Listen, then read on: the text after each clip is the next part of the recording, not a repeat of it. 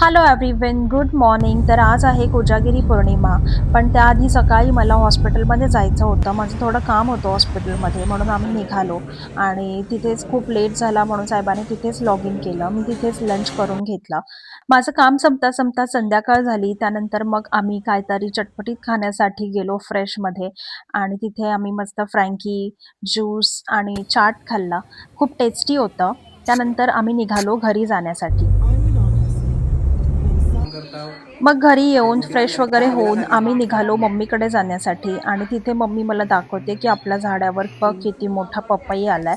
पण तो खूप टेस्टी होता. आम्ही सगळ्यांनी तुझं मी मिळून तसं वाटून माझ्या खाल्ला. फिक्स रुटीन आहे. खूप चांगली टेस्ट होती त्याची, एवढूसा होता पण. गोदोची त्यानंतर पाहिजे. 12 वाजता आम्ही कोजागिरी पौर्णिमाचं सेलिब्रेशन करण्यासाठी अंगणात गेलो. तिथे दूध आणि ताट ठेवलं होतं. असं म्हणतात की त्याच्यामध्ये चंद्र बघायचा असतो. पूर्ण आहे. तर आम्ही सुद्धा पाहिला, आरती केली छान. आणि हे बघा मी तुम्हाला दाखवते, एकदम क्लिअर दिसत होता. सो छान दूध प्यायलो त्यानंतर. आज तुला आणि नेक्स्ट डे सकाळी उठून मी निघाली माझ्या घरी जाण्यासाठी. So bye.